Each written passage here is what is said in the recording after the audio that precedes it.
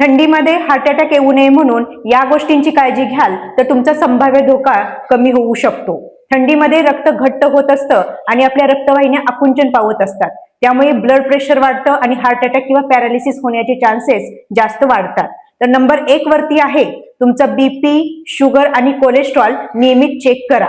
Already तुम्हाला blood प्रेशरचा त्रास असेल किंवा तुम्ही साखरेचे पेशंट आहात किंवा तुमचं कोलेस्ट्रॉल जास्त असेल तर डॉक्टरांकडे जाऊन नियमित वेळेवर तपासणी करून घ्या. कदाचित ते जर वाढलेलं असेल तर तुम्हाला हार्ट अटॅक येण्याचा धोका जास्त असू शकतो. नंबर 2 वरती आहे कोणत्याही लक्षणाकडे दुर्लक्ष करायचं नाही. हार्ट अटॅक मध्ये छातीत दुखणं असेल, चक्कर येणं असेल, घाम येणं असेल ही लक्षणं प्रामुख्याने ठरलेली असतात आणि अशी लक्षणं असेल तर अजिबात दुर्लक्ष करायचं नाही. तात्काळ तुम्हाला हॉस्पिटलाइज व्हायचं आहे. नंबर 3 वरती आहे धूम्रपान आणि मद्यपान टाळा. ऑलरेडी तुम्हाला धूम्रपान किंवा मद्यपान करायची सवय असेल तर थंडीच्या दिवसामध्ये तुम्हाला स्किप करावं लागेल. आपल्याला जास्त थंडी आहे म्हणून या दिवसामध्ये उलट जास्त धूम्रपान किंवा मद्यपान करत असतो. पण जास्त धूम्रपान हे हार्ट अटॅक ट्रिगर म्हणून ओळखलं जातं. तसंच मद्यपानामुळे सुद्धा तुमचा ब्लड प्रेशर वाढू शकतो आणि हार्ट अटॅक येण्याचे चान्सेस जास्त असतात. नंबर 4 वरती आहे तुमचं शरीर उबदार ठेवा.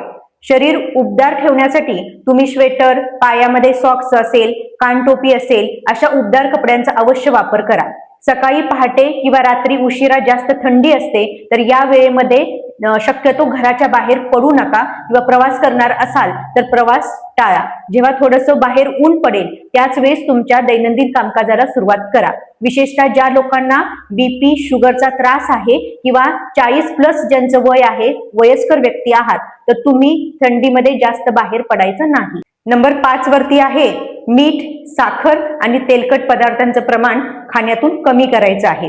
कारण मीठ, साखर आणि तेलकट पदार्थ हे तुमचा कोलेस्ट्रॉल आणि बीपी वाढवण्यासाठी कारणीभूत ठरणार आहेत आणि भविष्यात तुम्हाला हार्ट अटॅक किंवा पॅरालिसिस येण्याचा संभाव्य धोका असणार आहे. तुम्हाला किंवा तुमच्या फॅमिली मेंबरना हार्ट अटॅकची हिस्ट्री असेल किंवा संभाव्य हार्ट अटॅक येण्याची भीती वाटत असेल तर मला कमेंटमध्ये हार्ट टाईप करा. मी तुम्हाला योग्य ते मार्गदर्शन करेन.